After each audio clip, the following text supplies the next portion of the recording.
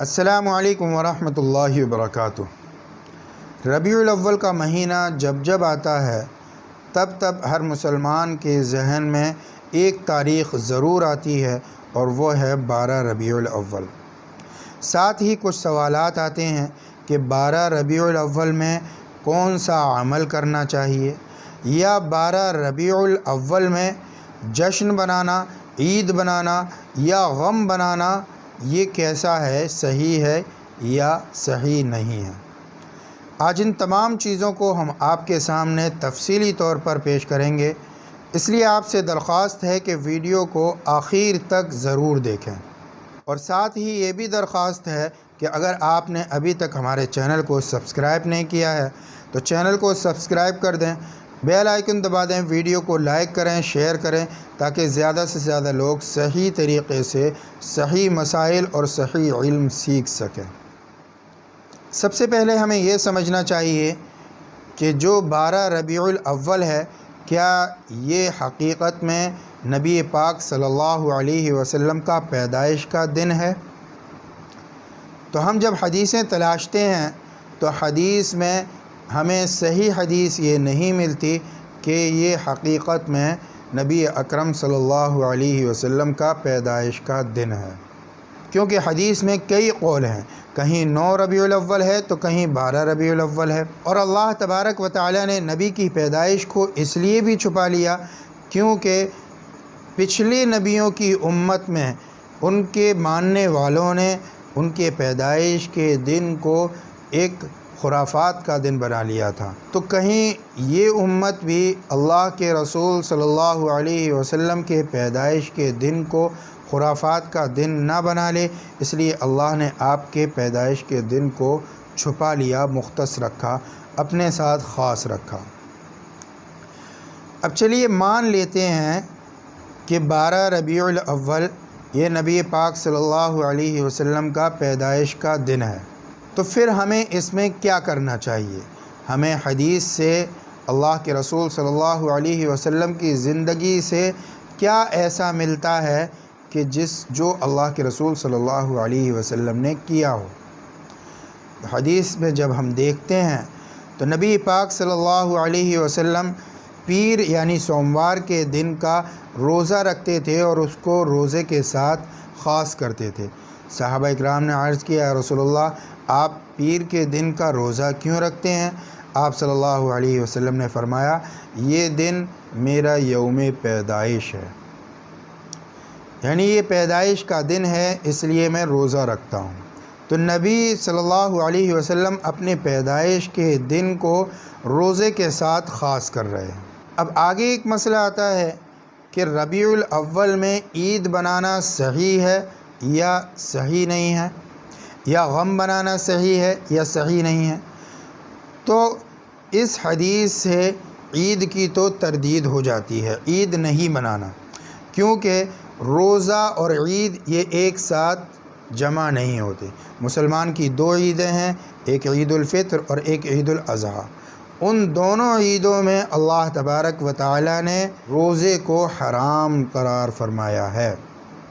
وہ اس لیے کہ یہ دن خوشی کے دن ہے، انجوائے کے دن ہے، اور جب انسان روزہ رکھ لے گا تو وہ انجوائے نہیں کرے گا، وہ جشن نہیں بنائے گا، وہ خوشیاں نہیں بنائے گا۔ روزہ یہ غم کی علامت تو نہیں ہے، لیکن یہ خوشی کی بھی علامت نہیں ہے۔ مثال کے طور پر میرے یہاں کوئی خوشی کا واقعہ پیش آیا، اب میں محلے والوں کو دعوت دیتا ہوں کہ بھائی میرے یہاں ایک خوشی کا واقعہ پیش آیا ہے اور فلاں دن دعوت ہے، اور خوشی کا اظہار کچھ اس طرح کریں گے کہ تم بھی روزہ رکھنا اور میں بھی روزہ رکھوں گا، تو لوگ مجھے پاگل کہیں گے، لوگ مجنوں کہیں گے کہ یہ شخص انجوائے والے دن میں روزہ رکھنے کی کہہ رہا ہے، یہ جشن بھی منانا چاہ رہا ہے اور کہہ رہا ہے روزہ رکھ کر آنا۔ تو روزہ اور جشن یہ ایک ساتھ جمع نہیں ہوتے۔ معلوم ہوا کہ اللہ کے رسول صلی اللہ علیہ وسلم نے روزہ رکھ کر اس دن میں یہ بتلا دیا کہ یہ دن جشن کا دن نہیں ہے، یہ دن عید کا دن نہیں ہے، لہذا اس دن میں ہمیں عید یا جشن نہیں بنانا چاہیے، کیونکہ نہ ہی نبی پاک صلی اللہ علیہ وسلم نے اس دن میں جشن بنایا اور نہ ہی صحابہ اکرام رضوان اللہ علیہم اجمعین نے اس دن میں جشن بنایا۔ ذرا سوچئے کہ نبی پاک صلی اللہ علیہ وسلم سے محبت ہم زیادہ کرتے ہیں یا صحابہ اکرام زیادہ کرتے تھے؟ ہم زیادہ کرتے ہیں یا تابعین زیادہ کرتے تھے؟ ہم زیادہ کرتے ہیں یا محدثین زیادہ کرتے تھے؟ یقیناً جو خیر القرون ہیں، جو اللہ کے رسول صلی اللہ علیہ وسلم کے قریبی زمانے کے ہیں اور صحابہ اکرام، وہ لوگ سب سے زیادہ بہتر ہیں اور وہی سب سے زیادہ محبت کرنے والے ہیں نبی پاک صلی اللہ علیہ وسلم سے۔ آج تو ایسی خرافاتیں اس میں چالو ہو گئی ہیں کہ لوگ کیک کاٹتے ہیں، برتھ ڈے بناتے ہیں۔ کسی مولوی صاحب سے کسی نے معلوم کیا کہ حضرت بتلائیے کہ برتھ ڈے بنانا کیسا ہے؟ کہنے لگے ناجائز ہے، حرام ہے، بالکل کوئی شکل نہیں ہے اس کی جائز ہونے کی۔ تو وہ صاحب کہنے لگے کہ حضرت پھر آپ نبی کا برتھ ڈے کیوں مناتے ہیں؟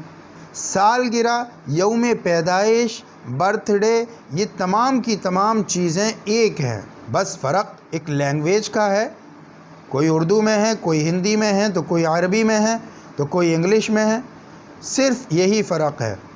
ہم لوگوں سے تو منع کرتے ہیں، اب بتائیے اگر کوئی ہم سے یہ سوال کر لے کہ ہمیں تو آپ منع کرتے ہو لیکن نبی کا برتھ ڈے بناتے ہو، تو ہم کیا جواب دیں گے؟ اس لیے اس سے ہمیں بچنا چاہیے۔ ہاں، اگر ہم محبت کرنے والے ہیں نبی سے تو ہمیں اپنی حیت، اپنی شکل اور اپنے اعمالوں کو ایسا بنانا چاہیے کہ جس سے نبی خوش ہوں، نبی کو خوشی ملے، نبی کو ٹھنڈک ملے۔ نبی نے فرمایا کہ میری آنکھوں کی ٹھنڈک نماز میں ہے۔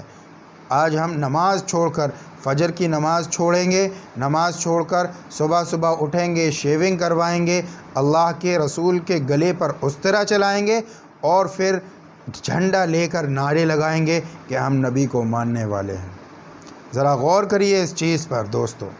اب دوسری چیز ہے کہ اس دن میں غم بنانا کیسا ہے؟ تو شریعت غم بنانے کی اجازت نہیں دیتی سوائے 3 دن کے۔ ہر مسلمان کو صرف 3 دن کا غم بنانا جائز ہے، اور جس کا شوہر انتقال کر گیا ہے ایسی عورت کو 4 مہینے 10 دن کا غم ہے۔ جو شرعی غم ہے وہ صرف 3 دن کا غم ہے۔ اسی لیے علماء نے 3 دن کے بعد تعزیت کرنے جانے کو مکروہ قرار دیا ہے کہ اس کے غم کو خام خواہ کیوں زندہ کر رہے ہو، کیوں اس کے غم کو ہرا بھرا کر آ رہے ہو، جب نبی کی تعلیم نے ہمیں یہ بتلا دیا کہ غم صرف 3 دن بنانا ہے، نہ ہی اس کا کوئی 40واں ہے، نہ ہی اس کا کوئی 10واں ہے، نہ ہی اس کی کوئی برسی ہے، تو پھر ہم کون ہوتے ہیں جو ہم اس چیز کو آگے بڑھائیں؟ بہت سارے لوگ اس عمل کو کرتے ہیں اور کہتے ہیں اس سے منع بھی تو کہیں نہیں آیا ہے اور یہ تو بدعت حسنہ ہے۔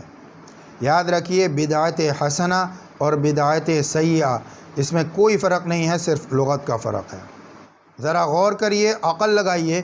فجر کی نماز میں 2 رکعت ہوتی ہیں، میں کہوں بھائی میں 3 رکعت پڑھاؤں گا یا 4 رکعت پڑھاؤں گا، اور 4 رکعت پڑھانے کے بعد میں کہوں کہ بتلاؤ اس سے کہیں منع ہے؟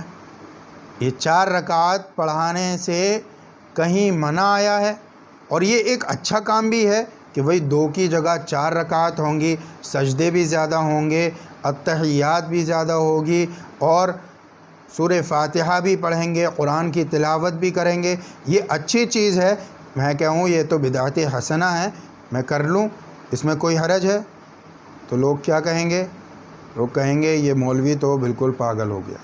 یاد رکھیے، ہمیں صرف اتنا کام کرنا ہے جتنا نبی نے ہمیں بتلا دیا ہے، جتنا نبی ہمیں سکھلا گئے اتنا کرنا ہے۔ اس سے آگے اگر بڑھیں گے تو یقیناً ہم کھائی میں گر جائیں گے، ہم گڑھے میں گر جائیں گے، ہم رسوا ہو جائیں گے۔ اس لیے ہمیں ان تمام خرافات سے بچنا چاہیے، اللہ سے پناہ مانگنی چاہیے۔ زیادہ سے زیادہ اگر کریں تو ہم اس دن کا روزہ رکھ لیں۔ باقی اس دن کے روزے کی کوئی خاص فضیلت نہیں ہے، لیکن اللہ کے رسول صلی اللہ علیہ وسلم پیر کے دن کا روزہ رکھتے تھے، اس حیثیت سے ہم 12 ربیع الاول کا روزہ رکھ لیں، اللہ سے اپنے گناہوں کی معافی مانگیں، ایسے کام کریں اس دن میں کہ جس سے نبی کی آنکھوں کو ٹھنڈک ملتی ہو، نماز کی کثرت کریں، اللہ کا زیادہ سے زیادہ ذکر کریں، یہ ہمارے لیے باعث مسرت ہوگا، نہ کہ یہ کہ جھنڈا لے کر جلوس نکالنا، کیک کاٹنا یا غم بنانا، گھر پر کھانا نہ بنانا، چولہا نہ جلانا۔ یہ تمام کی تمام چیزیں خرافات ہیں، ان سے بچنا چاہیے، اللہ سے حفاظت کی دعا مانگنی چاہیے۔ اس کلپ کو زیادہ سے زیادہ شیئر کریں تاکہ لوگوں کے پاس صحیح طریقے سے صحیح علم اور صحیح مسئلے پہنچ جائیں۔ السلام علیکم ورحمۃ اللہ وبرکاتہ۔